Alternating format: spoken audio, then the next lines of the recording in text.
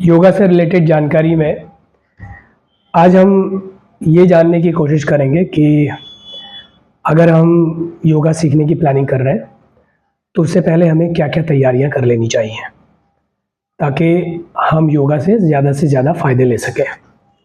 वैसे तो बेसिक और छोटी-मोटी तैयारियां सभी करते हैं, जैसे कि योगा मैट ले लेना और योगा के लिए जो सूटेबल अटायर्स हैं जैसे कि ट्रैक पैंट्स, टी-शर्ट्स ये ले लेना और वाटर बॉटल ले लेना, या फिर ये पता कर लेना कि जहाँ आप योगा सीखने जाना चाहते हैं वो आपके घर के नज़दीक से नज़दीक हो, ताकि आपका टाइम बचे और कोई आपके घर पे सिखाने आएगा या आप किसी योगा सेंटर में सीखने जाएँगे।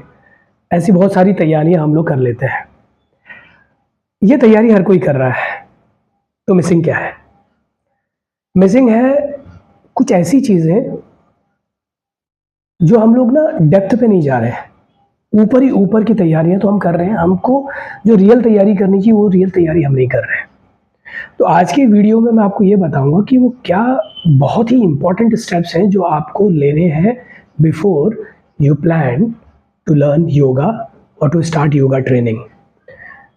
सबसे पहला पॉइंट है कि अगर आप योगा सीखने की प्लानिंग कर रहे हैं तो आपको एक फिजिकल एग्जामिनेशन करवाना पड़ेगा, मेडिकल चेकअप।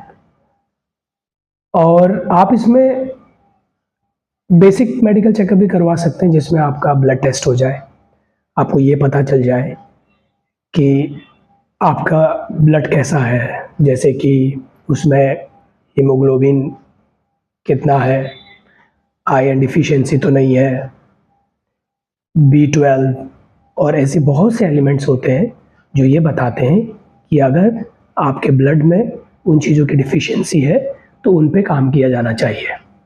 ऐसे ही आप चाहें तो 3 ऑर्गन्स का कॉम्बिनेशन होता है जिसमें लिवर, हार्ट और किडनीज़ का चेकअप होता है, जिससे आपको किडनी में क्रेटिनाइन लेवल कैसा है वो पता चल जाता है, लिवर की फंक्शनिंग पता चल जाती है, आपको हार्ट की फंक्शनिंग पता चल जाती है, आपको ये पता चल जाता है कि ब्लड प्रेशर कैसा है, हाई ब्लड प्रेशर या लो ब्लड प्रेशर का टेंशन तो नहीं है।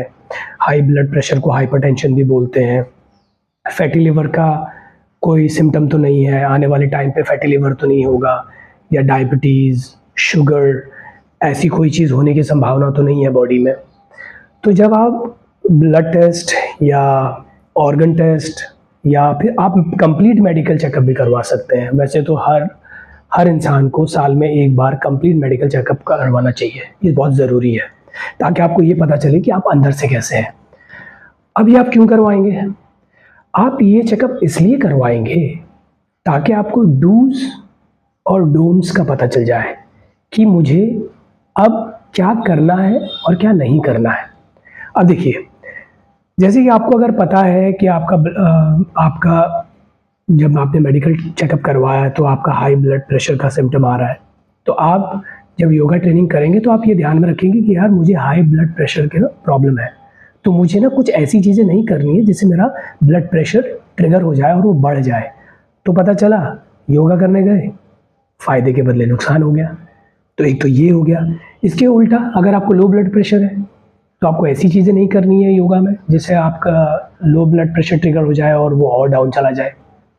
ठीक है, जैसे कि आपको एक एग्जांपल देता हूँ। अगर आपको हाई ब्लड प्रेशर है तो आपको भत्सिका, कपालभाति, ऐसे रिगरस जो ब्रीदिंग डिसिप्लिन है इनको इग्नोर करना पड़ेगा, इनको नहीं करना पड़ेगा। कब तक? जब तक आपका ब्लड प्रेशर एक नॉर्मल उसमें नहीं आ जाता। उसके लिए एक पूरी मेथड होती है, वो आने वाली वीडियोस में मैं आप लोगों को समझाऊंगा। और अगर आपका लो ब्लड प्रेशर है तो आपको ऐसे प्राणायाम या ऐसे आसन नहीं करने या ऐसी योगा टेक्निक्स अप्लाई नहीं करनी है जिनसे आपकी बॉडी ठंडी हो जाए, शिथिल हो जाए। अब शिथिल का मतलब क्या होता है? पैसिव मोड पे चले जाए, जहाँ पे जैसे कि शीतली प्राणायाम, शीतकरी प्राणायाम, ये क्या करते हैं? शरीर को ठंडा करते हैं। चंद्रनाड़ी प्राणायाम, ये शरीर को ठंडा करते हैं। तो लो ब्लड प्रेशर वालों को ये प्राणायाम नहीं करने हैं।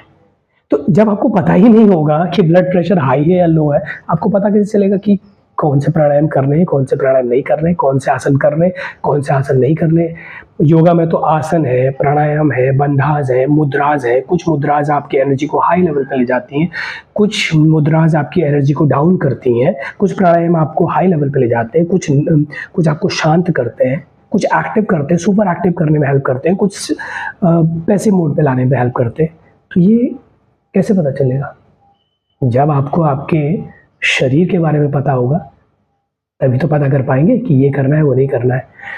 ऐसे काम नहीं चलेगा कि आपने मैट उठाई, आपने कपड़े पहने, आप किसी सेंटर पे चले गए जहाँ 4 लोग योगा कर रहे हैं और वहाँ आप भी उनके बीच में खड़े होके योगा करने लगे। नहीं, ऐसे काम नहीं चलेगा। इसीलिए थोड़ा योगा डिफेमस हो गया है। और अगर आपको एक बार ये पता चल गया कि आपका कोई बॉडी ऑर्गन है जो उतना प्रॉपर्ली काम नहीं कर रहा है जितना प्रॉपर्ली उसे काम करना चाहिए, जैसे कि लिवर का ही हो गया।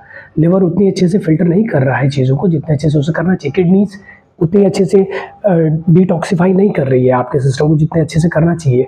हार्ट में तो थोड़ा ओवरलोडिंग आ रही है, हार्ट अच्छे से ब्लड पंप नहीं कर पा रहा है, या पंप कर भी रहा है तो लंग्स ना प्रॉपरली ऑक्सीजन और कार्बन डाइऑक्साइड का जो सप्लाई है वो ब्लड के हिसाब से कर नहीं पा रहे हैं। ऑक्सीजनेटेड ब्लड पूरी बॉडी में पहुंच नहीं पा रहा है। ये सब कैसे पता चलेगा? तो इन चीज़ों का पता करने के लिए आपको बॉडी को अंदर से जानना पड़ेगा। और जब आप बॉडी को अंदर से जान जाएंगे, आप जान जाएंगे कि मेरे ना मेडिकल टेस्ट के बाद मुझे ना ये चीज़ें ना ध्यान में रखनी है, तो आप उन चीज़ों को ध्यान में रखते हुए अपनी तैयारी करेंगे। और फिर जब आप इसके साथ योगा करेंगे तो योगा फायदा करेगा। योगा केवल एक एक्सरसाइज नहीं है, इट्स कंप्लीट साइंस। आपको अगर योगा को जानना है तो आपको 2 चीज़ें बहुत अच्छे से जाननी पड़ेंगी। एक है मेडिकल साइंस, आपको ह्यूमन एनाटॉमी को जानना पड़ेगा, आपको ऑर्गन्स की फंक्शनिंग के बारे में जानना पड़ेगा, आपको जानना पड़ेगा हार्ट कैसे फंक्शन करता है, लंग्स का क्या काम है, लिवर का क्या काम है, स्प्लीन क्या है, पैनक्रियास क्या है, लार्ज इंटेस्टाइन, स्मॉल इंटेस्टाइन, इन सब का आपस में कोऑर्डिनेशन क्या है, डाइजेस्टिव सिस्टम क्या है, ब्लड सर्कुलेशन क्या है, पर्स्पिरेशन क्या है, नर्वस सिस्टम क्या है, उसमें central nervous system and peripheral nervous system क्या है। ये इतनी चीज़ें हैं, क्योंकि योगा में अगर कुछ भी गलत किया तो नुकसान भी उतने ही डेंजरस है। मैंने अपने इतने साल के एक्सपीरियंस में देखा है कि लोग कहते हैं यार मैंने योगा करना शुरू किया तो मुझे अस्थमा की प्रॉब्लम आ गई। क्यों नहीं आएगी आपको अस्थमा की प्रॉब्लम? अगर आपको ये पता ही नहीं है कि आपके लंग्स की कंडीशन क्या है, आप उतने अच्छे से ऑक्सीजन एब्जॉर्ब कर पा रहे हो, नहीं कर पा रहे हो थ्रू आपके लंग्स, या फिर इतने अच्छे से कार्बन डाइऑक्साइड को एक्सेल कर पा रहे हो, नहीं कर पा रहे हो, तो आपको ये कैसे पता चलेगा कि कोई पर्टिकुलर ब्रीदिंग पैटर्न जिसको हम प्राणायाम कहते हैं वो आपके बॉडी के लिए सूटेबल है या नहीं? आपको पता ही नहीं है कि आपकी स्पाइनल कॉर्ड की एग्जैक्ट फंक्शनिंग क्या है। आपकी स्पाइनल कॉर्ड में पता है 33 वर्टिब्रेज होते हैं जिनके 5 सेक्शन होते हैं, सर्वाइकल, थोरेसिक, लंबर और सैक्ट्रम एंड कोसेक्स। इन सारे सेक्शन को मिला के 33 वर्टिब्रेज को मिला के इनकी अलग अलग फंक्शनिंग होती है। हमको ये जानना पड़ेगा कि एग्जैक्टली लंबर, थोरेसिक या सर्वाइकल इनके किसी एरिया में कहीं कुछ प्रॉब्लम तो नहीं है, बोन डेंसिटी कैसी है। ऐसी बहुत सारी चीज़ें होती हैं जो योगा में हमको जाननी होती हैं। तो इन चीज़ों का ध्यान रखते हुए आज की वीडियो में हमने ये टॉपिक कवर किया कि अगर आप योगा सीखने की प्लानिंग कर रहे हैं तो प्लीज़ उससे पहले कुछ पैसे बचा के साइड में करके अपना मेडिकल चेकअप करवाइए।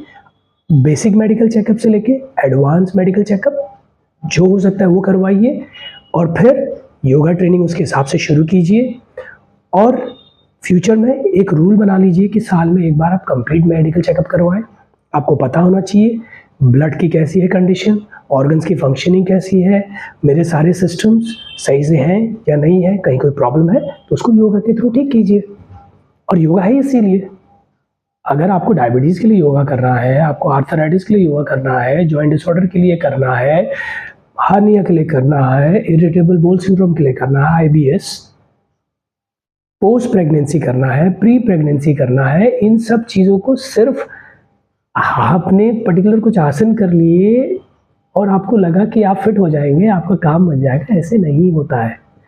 तो बस आज से हम एक ये इंफॉर्मेशन वाली सीरीज शुरू करेंगे जिसका आज ये पहला पार्ट है।